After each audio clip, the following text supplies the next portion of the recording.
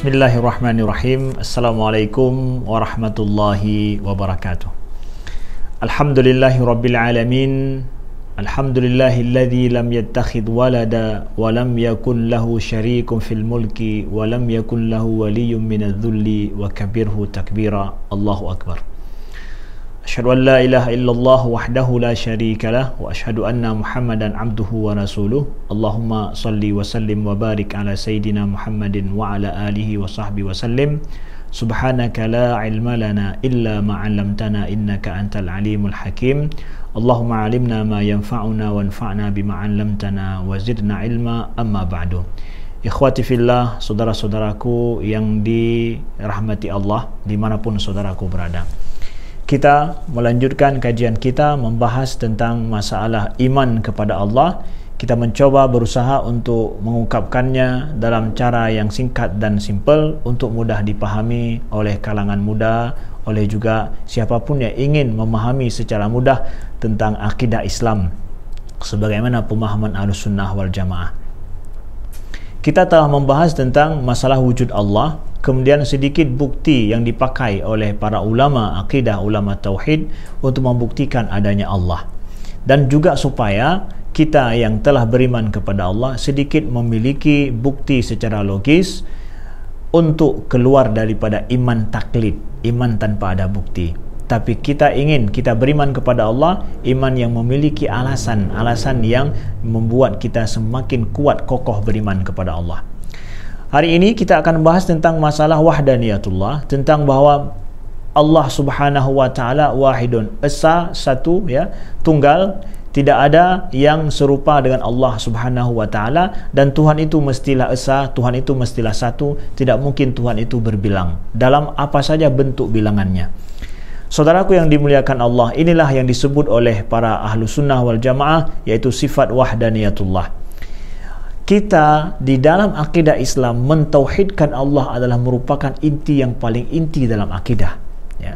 Setelah kita percaya akan adanya Allah, mesti kita percaya akan adanya pencipta. Selanjutnya adalah pencipta itu mesti satu, ya. Tidak mungkin ada dua lebih daripada itu. Tuhan itu tunggal, tidak bisa diterima secara logika kalau Tuhan itu berbilang adanya. Jadi apa yang dimaksud dengan tauhid, mentauhidkan Allah Subhanahu wa taala, yang diinginkan bagi kita seorang muslim yang percaya akan adanya Tuhan? Kita lihat Qadhi Al-Baqillani meninggal tahun 403 Hijriah, ya.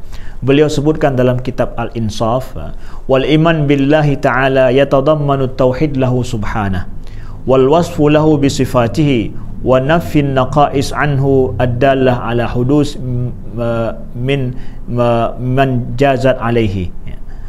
Jadi iman billahi ta'ala, beriman kepada Allah itu masuk di dalamnya adalah mentauhidkan Allah. Setelah percaya akan adanya Allah, kita juga mentauhidkan Allah Subhanahu wa ta'ala dan menyifatinya dengan sifat-sifat yang sempurna dan menafikannya dari segala bentuk sifat yang tidak pantas, tidak layak baginya, yang kalau di situ ada sesuatu yang sifatnya menyamai sifat makhluk, kita nafikan itu semua. Wat-tauhid lahu huwa al-iqrar bi annahu thabitun mawjud. Adapun tauhid, mentauhidkan Allah itu adalah mengakui bahawa Allah Subhanahu wa taala itu adalah thabitun mawjud, tetap dan ada, ya. Kemudian wa ilahun wahid fardun ma'bud. Kemudian dialah Allah yang satu, ya, tunggal dan yang disembah. Laisa kamitslihi syai'un ala ma qarara bi ta'ala wa ilahukum ilahu wahid la ilaha illa huwar rahmanur rahim. Dan tidak ada yang menyerupai dengan Allah sesuatu apapun, sesuai dengan firman Allah, wa ilahukum ilahu wahid la ilaha illa huwar rahmanur rahim, dalam ayat surat Ali Imran ayat 163. Dan Tuhan kalian adalah Tuhan yang satu, tidak ada Tuhan selain Dia, Dialah yang Maha Pengasih lagi Maha Penyayang. Al-Quran sangat jelas sekali bicara tentang masalah tauhid Allah. bahwa Tuhan itu satu, tidak berbilang, dan dialah maha pengasih, dialah maha penyayang. Laisa kamitsli syai'un wa huwas samiul basir. Tidak ada yang menyerupai dengannya sesuatu apapun, dialah yang maha mendengar lagi maha melihat. Konsisten sekali dalam Al-Quran disebutkan seperti itu. Nah, mentauhidkan Allah, ya, maknanya dalam hal ini juga sebagaimana disebutkan oleh para ulama tauhid, bahwa mentauhidkan Allah adalah sebagaimana disebutkan oleh Ibnu Hajar, wa amma ahlus sunnah fa fassaru tauhid binafi tashbih wa ta'til.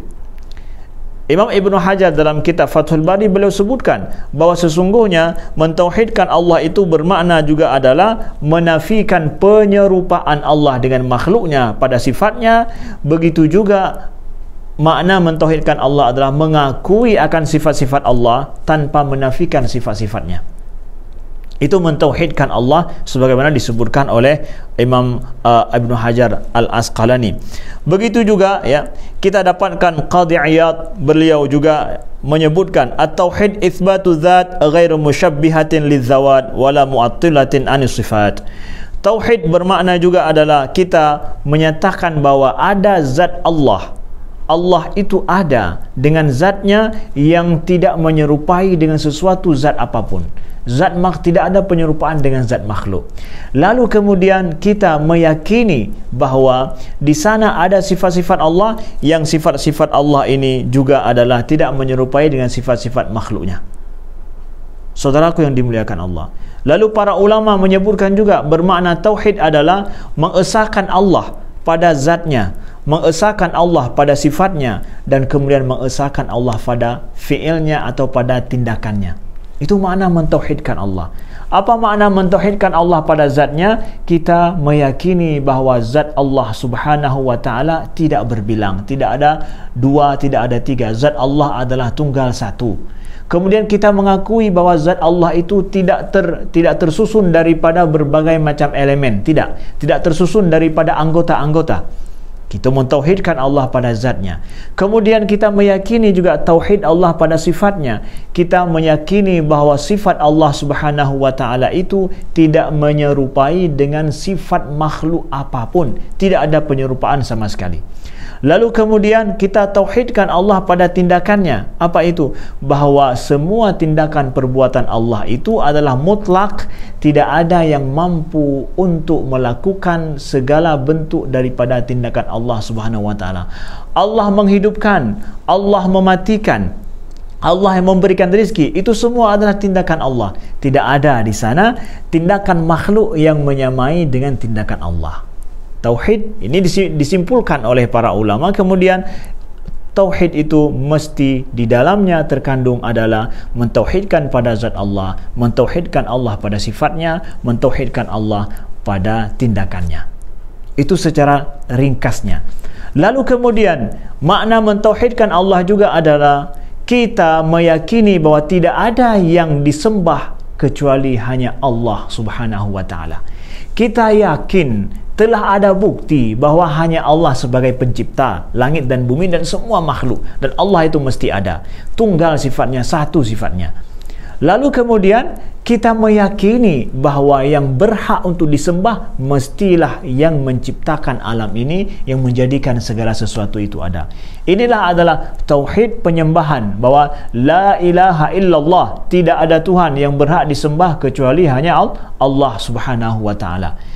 Jadi tauhid uluhiyah dan rububiyah itu menyatu. Kalau seandainya kita akui bahwa tidak ada Tuhan selain Allah, dialah yang menciptakan, tidak ada yang sama dengannya pada sifatnya, pada tindakannya, pada zatnya, maka mestilah selanjutnya tauhid dalam menyembah Allah subhanahu wa ta'ala. Orang yang telah meyakini Allah maha sempurna, yang meyakini tidak ada Tuhan selainnya, mestilah dia menyembah juga Tuhan yang itu.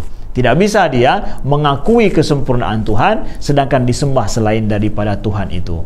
Tidak mungkin dia menyatakan bahwa Allah maha segala-galanya, sempurna segala-galanya, penyembahannya justru bukan pada Allah subhanahu wa ta'ala. Jadi tauhid yang selanjutnya adalah bermakna bahwa kita mentauhidkan Allah dengan betul-betul menyembah hanya pada Allah Subhanahu wa taala. Kepadanya lah kita beribadah, kepadanya lah kita meminta, kepadanya lah kita memohon pertolongan. Tidak ada yang mampu untuk membantu, menolong dan berhak untuk disembah kecuali hanya Allah Subhanahu wa taala. Itulah makna kita mentauhidkan Allah, wahdaniyatullah. Selanjutnya kita akan bicara tentang apa bukti bahwa Allah Subhanahu wa taala itu esa, satu adanya. Sekian, terima kasih. Wassalamualaikum warahmatullahi wabarakatuh.